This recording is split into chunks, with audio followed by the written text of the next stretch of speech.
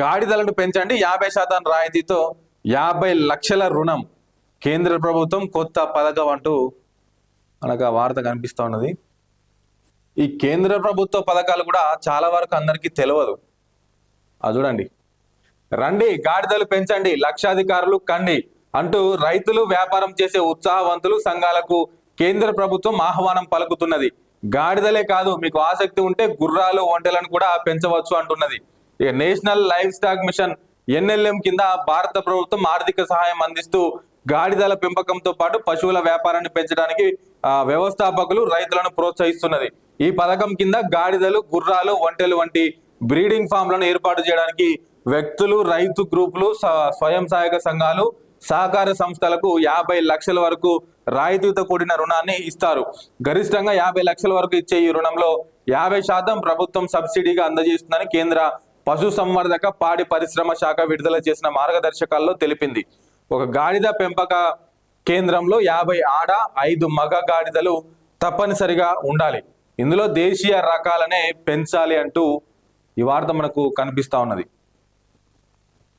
So ఇట్లా కేంద్ర ప్రభుత్వ పథకాలు, ఈవెన్ రాష్ట్ర ప్రభుత్వ పథకాలు కూడా చాలా వరకు ప్రజలకు చేరువ కావట్లేదు.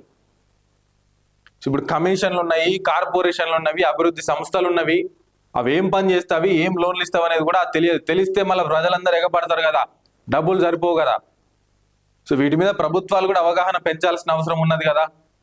ఈ వీడియో చూడండి. ఇప్పుడు 50 లక్షల రూపాయలు రుణం ఇస్తారు, దాంట్లో 50% సబ్సిడీ.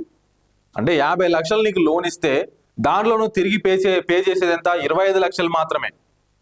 ఆ 50 లక్షలతో నువ్వు షెడ్ ఏర్పాటు చేసుకొని గాడిదలు పెంచుతావా, గుర్రాలు పెంచుతావా, ఒంటెలను పెంచుతావా? ఎందుకంటే ఇది కొంత వినూత్నమైనటువంటి పద్ధతిగానే కనిపిస్తా ఉన్నది. ఎందుకంటే మన సైడ్ ఇట్లాంటివి చాలా అరుదుగా చూస్తూ ఉంటాము.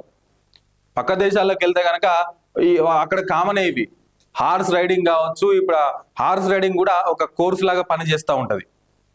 సో మరి ఈ తరుణంలో ఇట్లాంటి పథకం అనేది ఒక మంచి అవకాశంగా చెప్పుకోవచ్చు. మీకు వీలైతే ఒకసారి కేంద్ర ప్రభుత్వం యొక్క పశు సంవర్ధక శాఖ వెబ్సైట్లోకి వెళ్ళి దీని వివరాలు తెలుసుకోండి.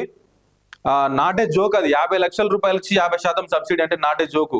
వ్యక్తులకు ఇస్తారు. దీంట్లో స్వయం సహాయక సంఘాలకు, అంటే మహిళా సంఘాలు, పొదుపు సంఘాలు లాంటివి ఉంటాయి కదా, అట్లాంటి స్వయం సహాయక సంఘాలకు కావచ్చు, గ్రూపులకు కావచ్చు, ఒక గ్రూప్ లాగా ఏర్పడి మేము ఈ పని చేసుకుంటామంటే కూడా వాళ్ళకు కూడా ఇచ్చే అవకాశం ఉన్నది. కాబట్టి దీని మీద ఒకసారి ఖచ్చితంగా మీరు స్టడీ చేయాలని చెప్పేసి కోరుతా ఉన్నాను. ఒకవేళ స్టడీ చేస్తే ఎంతవరకు నిజం ఉన్నది అనేది కూడా కింద కామెంట్లో రాయండి. సో మళ్ళీ మనం దాని మీద మాట్లాడదాం.